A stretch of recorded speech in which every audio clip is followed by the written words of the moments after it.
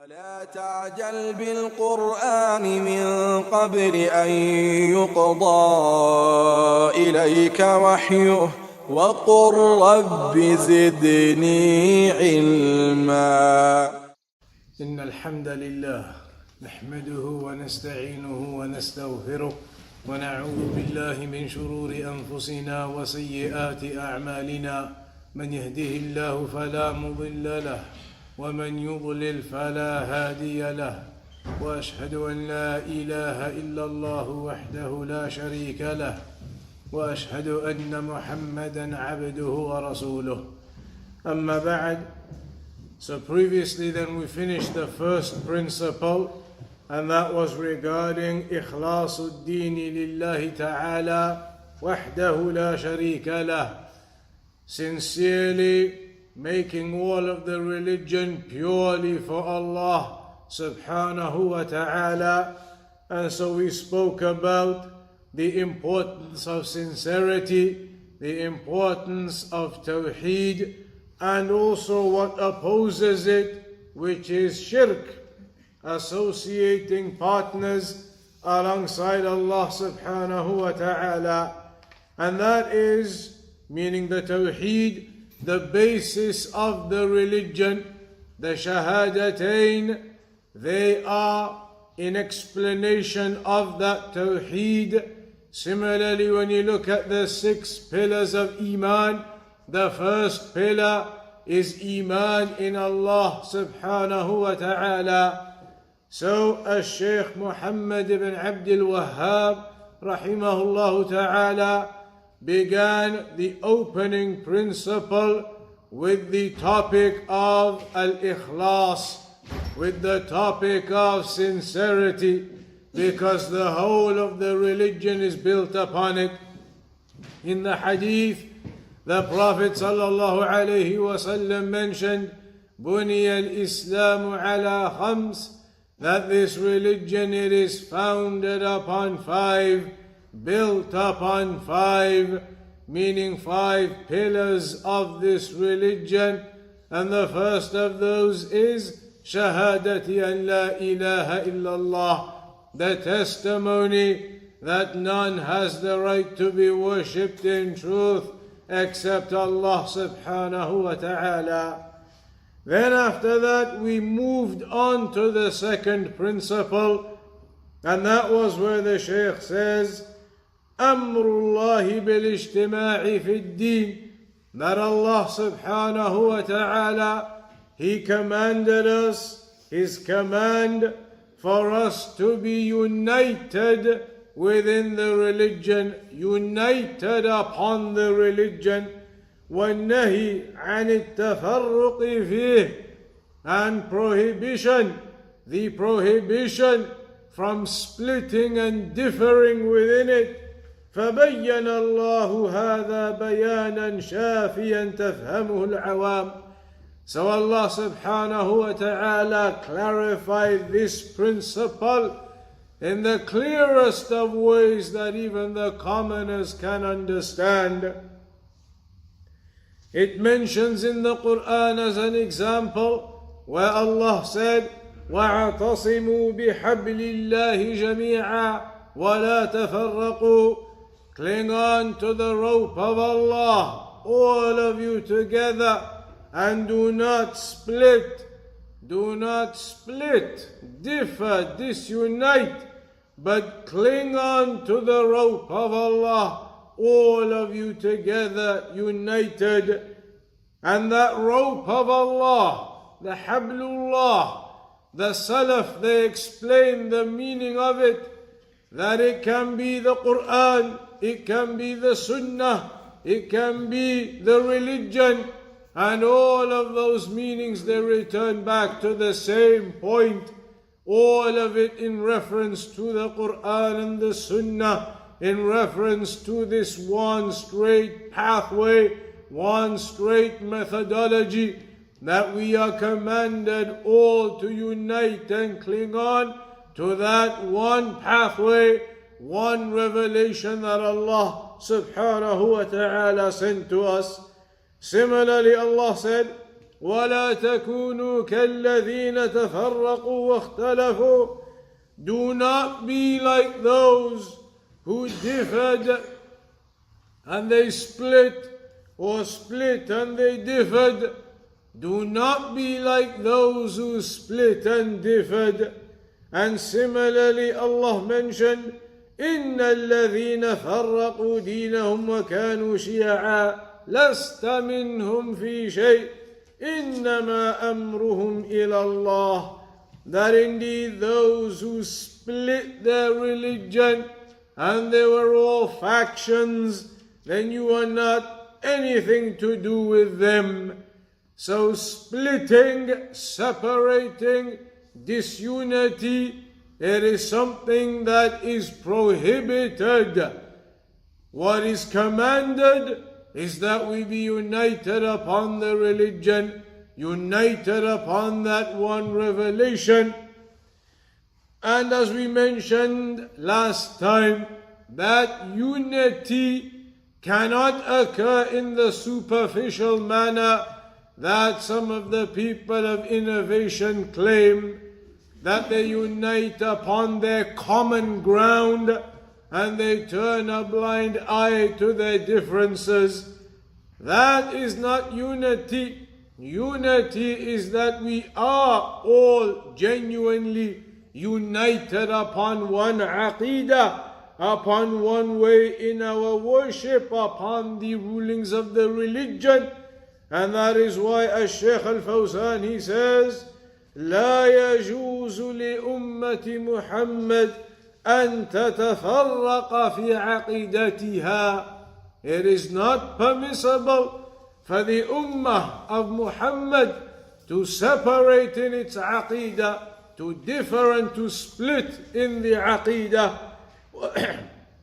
وفي عبادتها, and neither to split or differ in its worship, worshipping Allah subhanahu wa ta'ala upon the Sunnah, upon the evidences only, not splitting and differing in different ways and innovations that the people have made.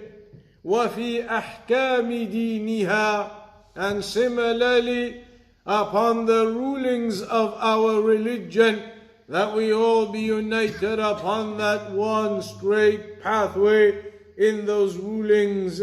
هذا يقول حلال وهذا يقول حرام بغير دليل لا يجوز هذا. It is not permissible for people to split and differ over the rulings, with one person saying this is halal and another saying this is haram, differing over those affairs. But the point being, they are making all of those rulings without evidences, without proofs, without knowledge. One coming along and giving the fatwa, this is halal. Another coming along and giving the fatwa, this is haram. And they are doing so without understanding, without evidence. And that is what then causes and creates differing and splitting. لكن الاختلاف يحسم بالرجوع إلى الكتاب والسنة. However, if any differing does occur, and there may be an element of differing that occurs between people, it is in the nature of mankind to differ to a degree, as it is mentioned, وَلَا يَزَالُونَ مُخْتَلِفِينَ إِلَّا مَنْ رَحِمَ رَبُّكَ, that they continue to be upon differing except those whom Allah has mercy upon. So differing to a level, it is inherent within mankind that you may end up with some difference with another person. You may end up with some difference with some individual. It can happen. It occurs. But if that occurs and if that happens, which it could, it is within the nature of mankind, and so it could. And if it does, then the Shaykh says, يُحْسَنْ بِالرُّجُوعِ إِلَى الْكِتَابِ وَالسُّنَّةِ. Then that differing, it is fixed or blocked or it is something that is stopped by returning back to the Quran and the Sunnah, by resolving that difference in going back to the Quran and the Sunnah, in checking the evidences, establishing what the correct position is, establishing what the evidences dictate, and in that way you come to the truth in that particular affair, and therefore your difference is stopped. You unite upon the position of truth that you discover from the Quran and the Sunnah. فَإِذَا اخْتَلَفْتُ أَنَا وَأَنْتَ. So the Shaykh says, if we differed, I and you, we differ over something, فَإِنَّهُ يَجِبُ عَلَيْنَا أن نرجع إلى كتاب الله وسنة رسوله صلى الله عليه وسلم. Then it is obligatory upon us that we return back to the Quran and the Sunnah of the Messenger صلى الله عليه وسلم. قال تعالى, as Allah subhanahu wa ta'ala said, فَإِن تَنَازَعْتُمْ فِي شَيْءٍ فردوه إلى الله والرسول إن كنتم تؤمنون بالله واليوم الآخر. That if you differ over an affair, then return it back to Allah and the Messenger, if indeed you believe in Allah and the last day. If you differ over something, you have some difference in an affair, then return it back to Allah and to the Messenger. Return it back to the Quran and to the Sunnah. Return it back to the evidences, to the texts, to determine what the correct position is in that particular affair. أما ما يقال, as for what people say instead, when it comes to differing over things, and people have different opinions and different positions, some, they come along and they say, كل يبقى على مذهبه. They say everybody, as they say in the modern day speech now, is entitled to his opinion. Everybody is entitled to his position. Everybody can remain upon their methodology. وَكُلٌّ يَبْقَى عَلَى عَقِيدَتِهِ. And everybody remain upon your aqidah. وَالنَّاسِ أَحْرَارٌ فِي آرَائِهِمْ. And people have freedom in choice. They say people have freedom in choice. Stay upon whatever opinion you want. Remain upon your methodology you are upon. Remain upon the aqidah you are upon. That is the way of some of the people of innovation. They tell everybody you can remain upon whatever you're upon.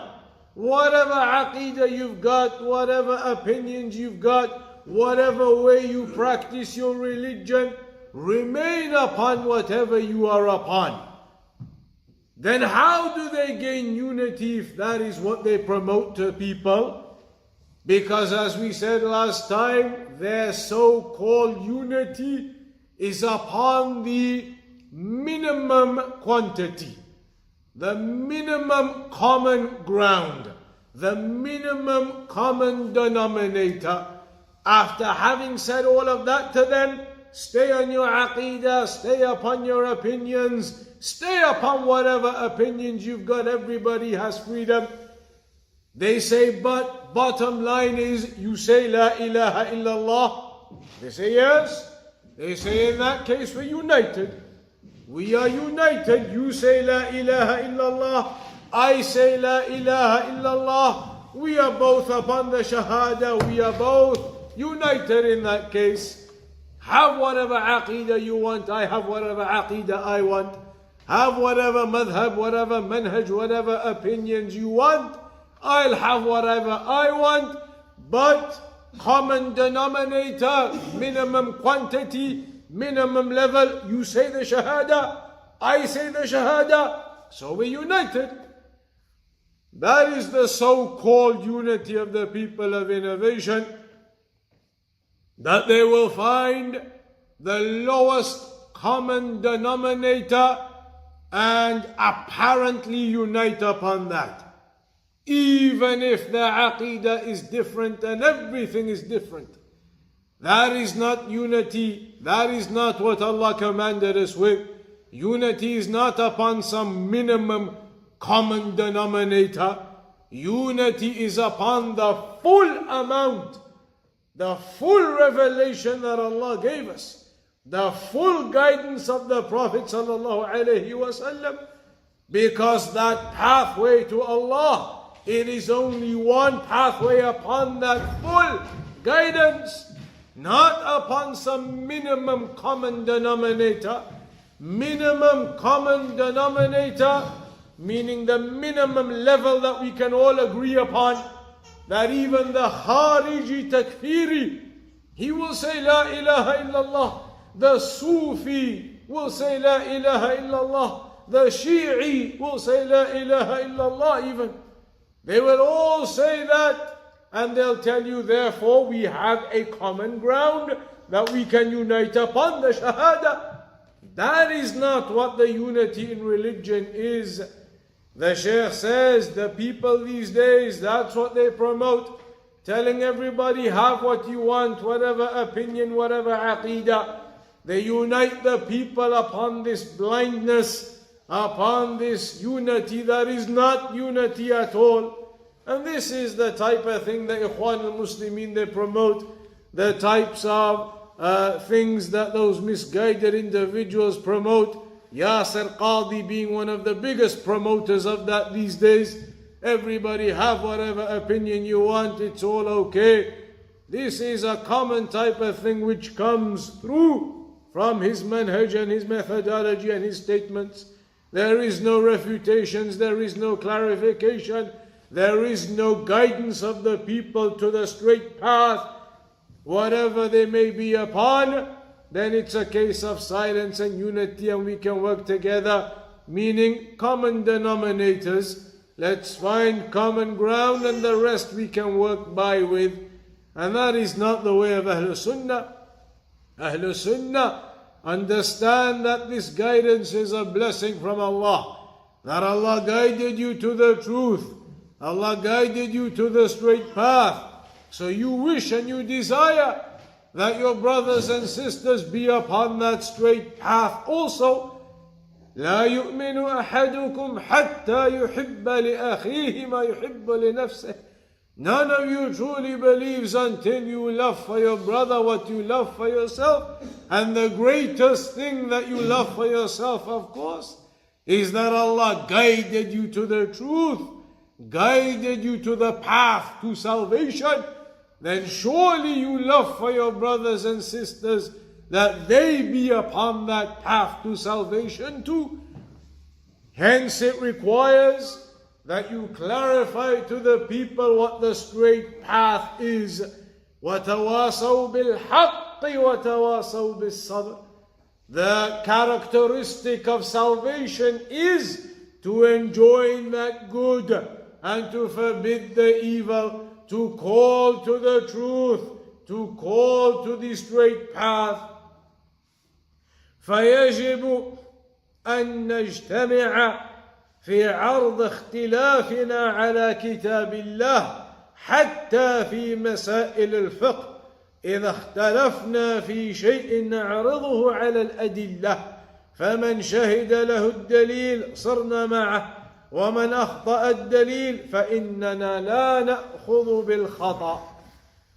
So it is upon us therefore that we unite in presenting and putting forth any differences we do fall into back to the Quran and the Sunnah. Even in issues of fiqh, the Shaykh says, it's not just a case of saying in fiqh, it's okay, there are differences of opinion, it's okay. Even in fiqh, when you have differences of opinion, you return back and you try and look into the evidences to determine if maybe one opinion is stronger and one opinion is maybe marjuh. It is not the accepted opinion. Maybe one opinion you discover is abrogated and the other one is the nasikh, the one that has abrogated it. Even with fiqh issues, it's not just a case of whatever opinion you take. Even in fiqh, you go back to the evidences to try and determine what the correct positions are, what the evidences indicate where the truth lies. And that is exactly what the four famous Imams did. Al-Imam Abu Hanifa, and Al-Imam Malik, and Al-Imam Shafi'i, and Al-Imam Ahmad, rahimahumullah. They all strove to go back to the evidences, examining them, checking them, to try and determine that they are upon the correct position in the stances and the positions that they took in different issues. And then they all said, after all that striving, it is noted from all four of them that they said words to the effect, all four of them said, if you ever find an opinion of mine that I have concluded goes against what becomes clear to you from the Quran and the Sunnah, then forget what I said, stick to what's in the Quran and the Sunnah. Al-Imam Shafi'i said, if any of my opinions, you discover that any of them oppose the Quran and the Sunnah, then take my opinion and throw it against the wall. Get rid of it. Follow what is in the Quran and the Sunnah. That type of statement is evidenced from all four Imams, including Al-Imam Abu Hanifa rahimahullah. Same type of statement from him, advising the people, you don't basically follow me blindly. If an opinion of mine, you discover it goes against what is in the Quran and the Sunnah, then forget what I said, follow the Quran and the Sunnah. And the people may say, how can that be? Then of course it can be. The four Imams, not any of them, not one of them, had access to every single narration in the Sunnah. So they made their judgments and they determined their correct positions as they saw them based upon the evidences that they had and the deductions that they made. And that's why they say, you'll notice overall, the Hanafi madhab seems to have a larger gap in difference between it and the other three than any of the other three between themselves to another one amongst themselves.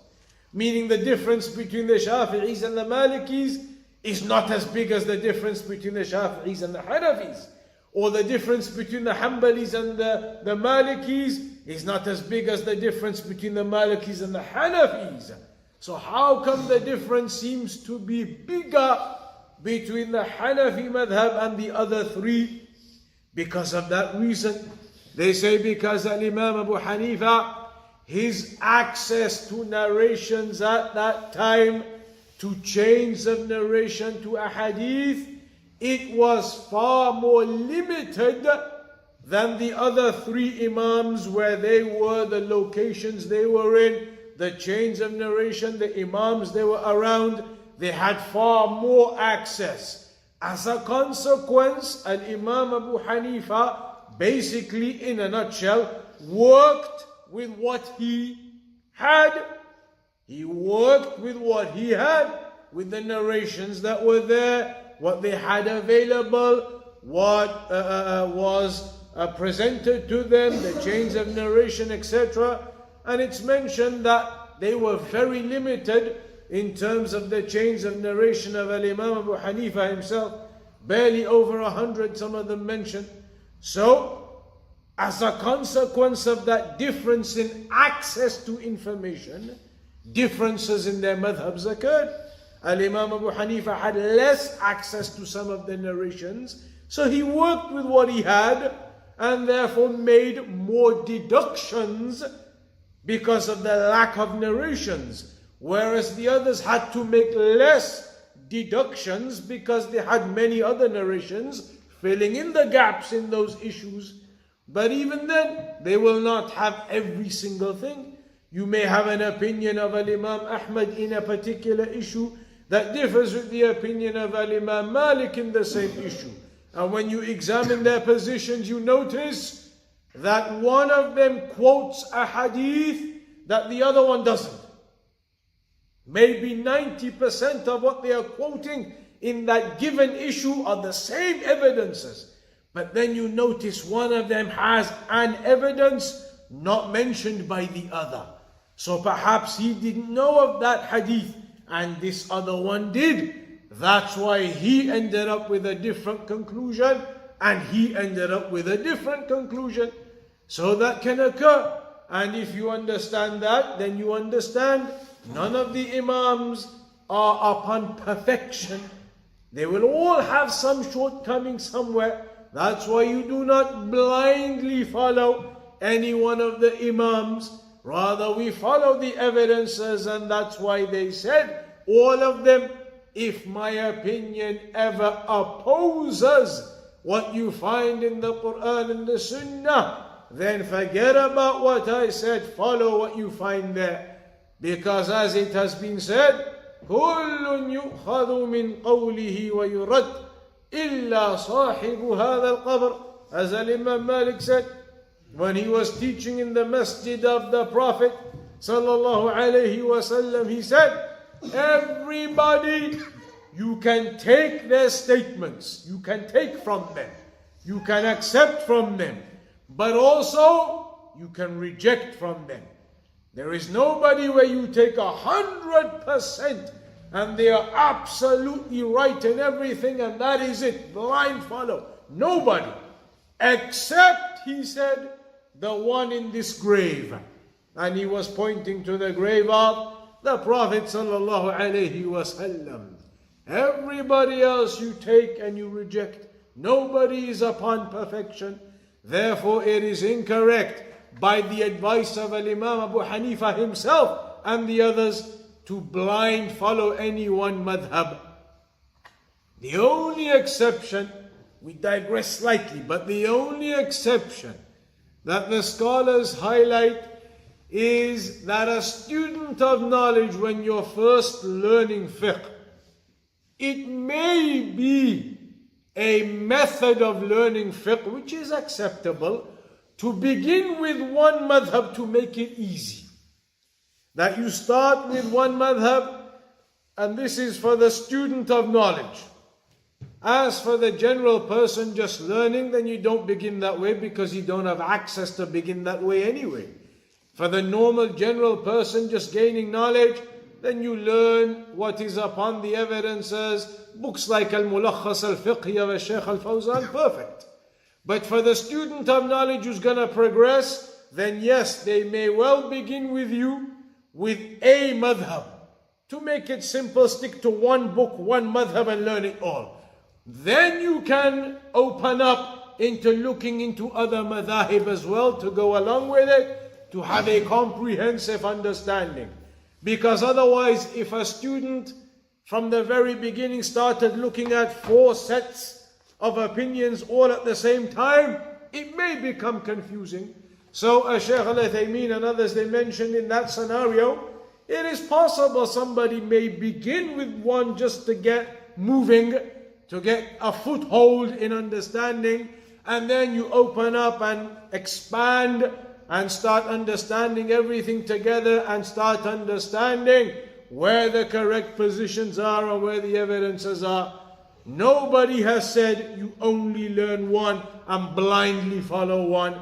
So here the point was, when we differ over something, then it's not a case of saying, but my Imam said this or that. It's a case of returning back to Allah and to the Messenger. فَرُدُّوهُ إِلَى اللَّهِ وَالرَّسُولِ. So return that affair back to Allah and to the Messenger.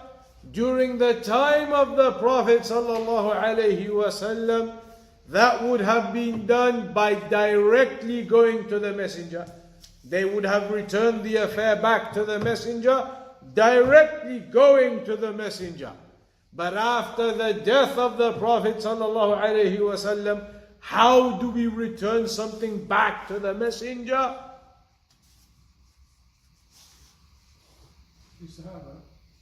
Sahaba, where shall we go find the Sahaba? Where do they live? The Hadith. So then afterwards, after the death of the Prophet ﷺ, returning back to him, i.e. returning back to the Sunnah. Returning back to the Sunnah that he has left. تَرَكْتُ فِيكُمْ شَيْئَيْنِ, as the Prophet ﷺ said, I have left two things behind. مَا إِن تَمَسَّكْتُمْ بِهِمَا لَن تَضِلُّوا بَعْدِي. As long as you stick on to them, cling on to them, then you will not go astray after me. Kitab Allah wa sunnati, or kama qal, the book of Allah and my sunnah. And the wording of the hadith revolves around that. The Quran and the sunnah are the two sources left behind. فَكَأَنَّ الرَّسُولُ صَلَّى اللَّهُ عَلَيْهِ وَسَلَّمَ موجود بيننا بوجود السنة مدونة مصححة موضحة. That it is as though the Prophet sallallahu alaihi wasallam is present here with us. It is as though he is. How and what do we mean by that? Because the Sunnah is here. And that is the teaching of the Prophet sallallahu alaihi wasallam with us here. So it is as though he is here. As though. Not that he is actually here and that he actually comes and sits and sees us, as some of the people have become misguided in thinking. Or the Shaykh is saying here is, it is as though the messenger is with you, i.e. all of his sunnah and his teachings are here. So anything you differ over, go back to those teachings, to that sunnah of the Prophet sallallahu alaihi wasallam. And that may be something easily said, but it's a case of practicing and implementing that worldwide, no matter where a person is, where a person resides, what country, what place, what situation. You return your affairs back to the Quran and the Sunnah. Look at what the evidences are telling you. You have a particular situation, what do? Return back and look.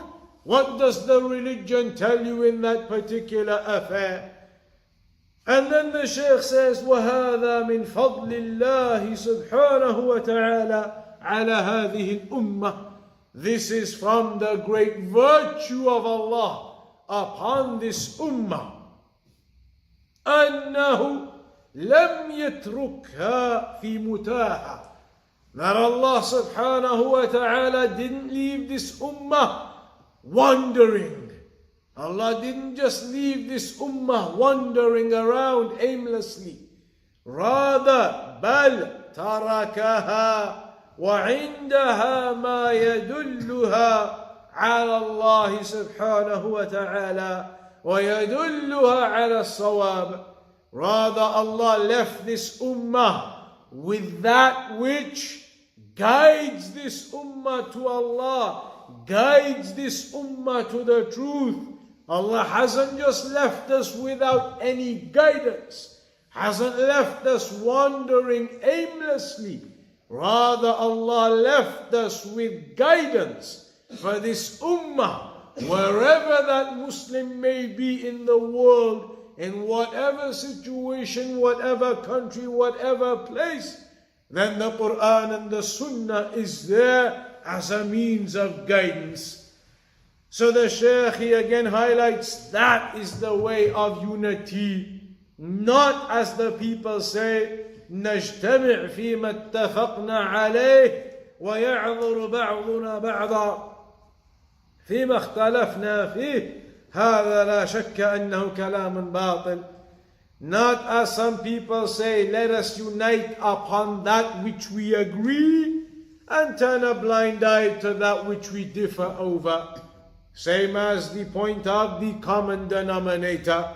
What are the things we agree on? We agree on the Shahada, we agree on the Quran, we agree on this. Okay, that is our unity. We differ on Aqidah. You have a different Aqidah, I have a different Aqidah. You have a different belief about the names and attributes, different belief about the Sahaba, I have a different belief. Leave all of those things aside. What do we agree on? Shahada, Shahada. Then we united upon that. How are you united if your Aqidah is different? How are you united if one of you believes the Sahaba are kuffar? Wal-'iyadhu billah. How are you united if one of you believes Allah has no names and attributes and the other believes the way of Ahlul Sunnah? How are you united then? The Shaykh says that is not unity. الواجب أن نجتمع على كتاب الله وسنة رسوله. The obligation is that we unite upon the book of Allah and the Sunnah of the Messenger. One more point the Shaykh highlights here after all of this discussion is what some people may quote. They will say there is a hadith which says that differing in my ummah is actually a mercy. اختلاف أمة رحمة. That the differing in my ummah is actually mercy. It's a mercy upon you that you have differences. Hadith, they say. However, that so-called hadith, as they quote, is not an established narration at all. That differing in my ummah is a mercy cannot be.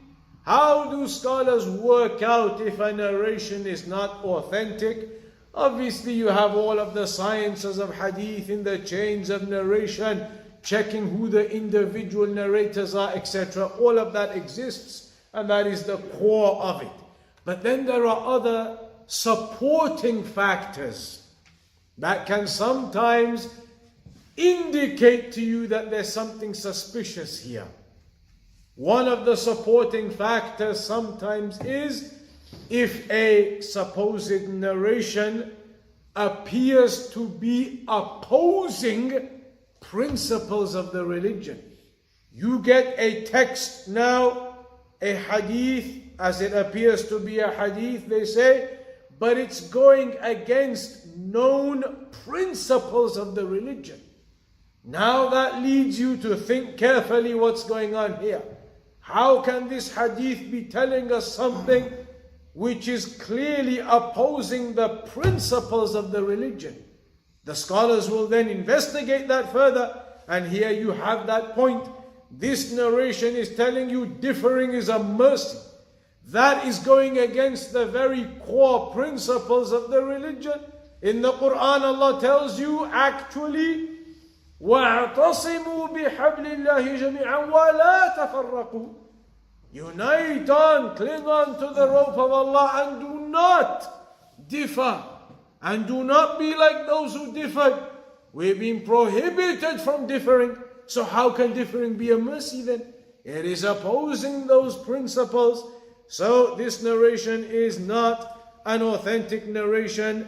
Some of the scholars have mentioned it is weak, like a Shaykh al-Albani. In fact, he said, La asla lahu, that there is no established basis for this narration. Others have said that it is outright fabricated. So do not be confused by this claim of the people that there's a hadith differing in my ummah is a mercy. It is not.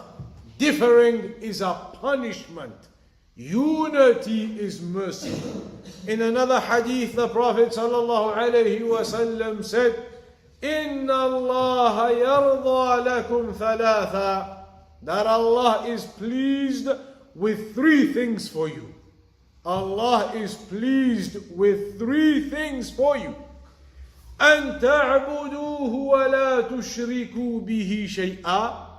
that you worship Him alone, Tawheed, and do not associate any partners to Him.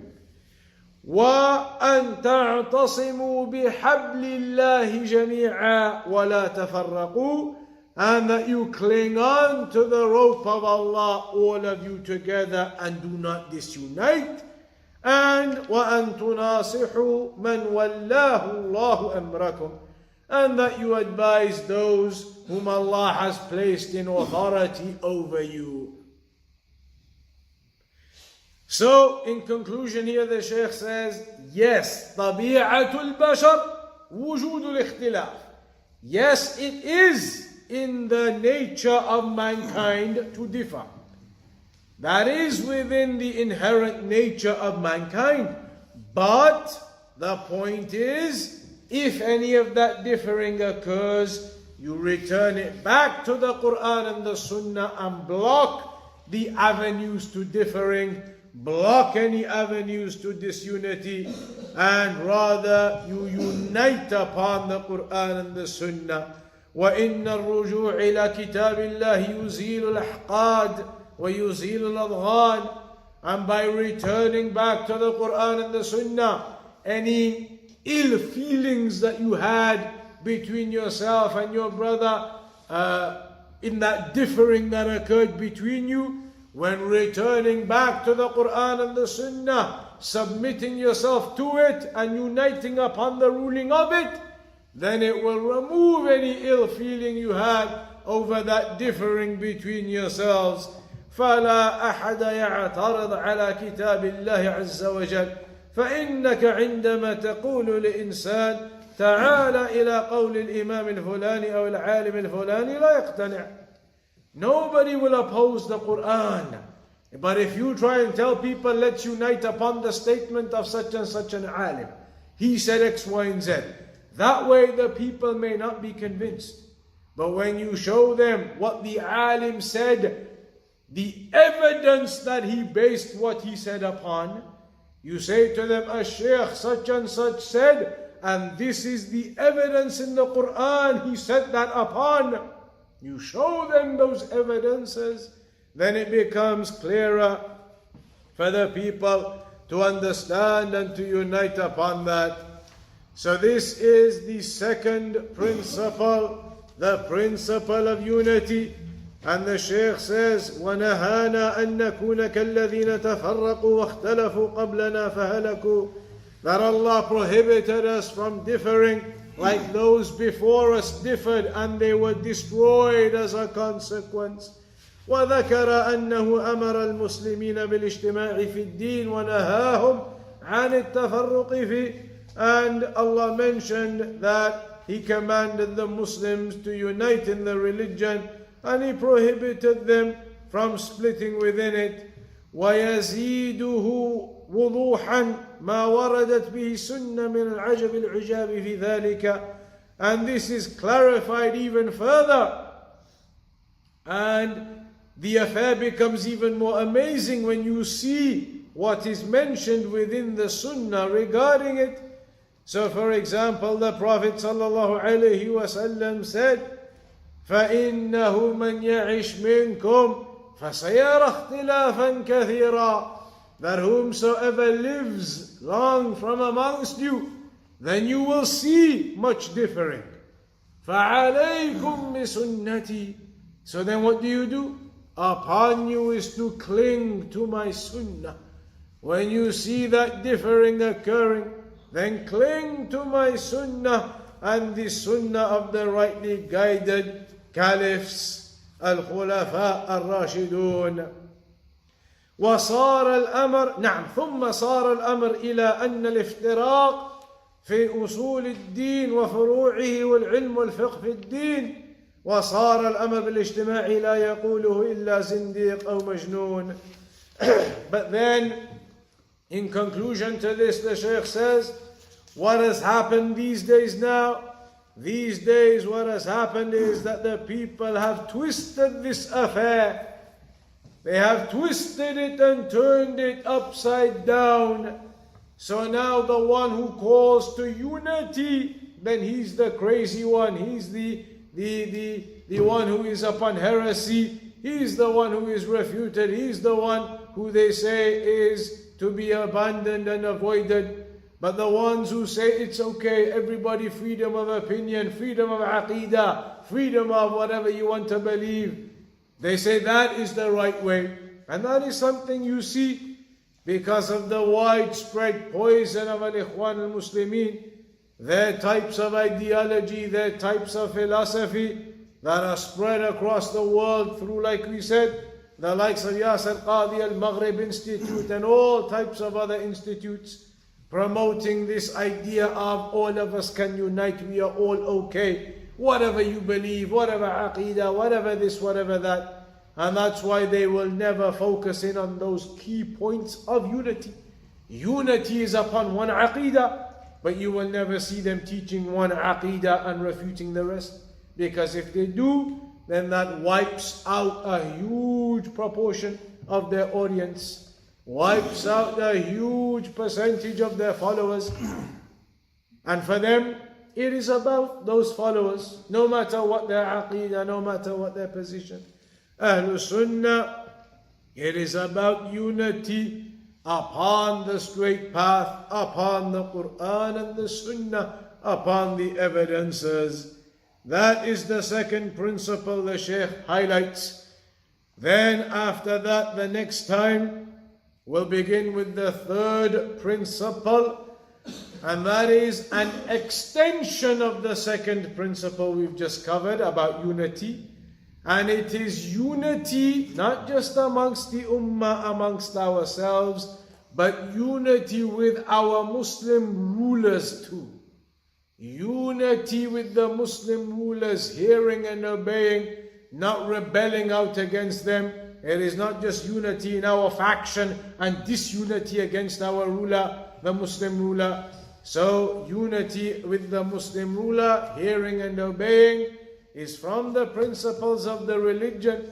And we'll have a look at that, and it's an important topic because it is one of those topics that many of the people have gone astray and the misguided groups have promoted and propagated a lot. Rebellion against the rulers, and the rulers doing this and the rulers doing that, and the oppression of this leader and the oppression of that leader, and we need to do something, we need to rebel, we need to go out against them.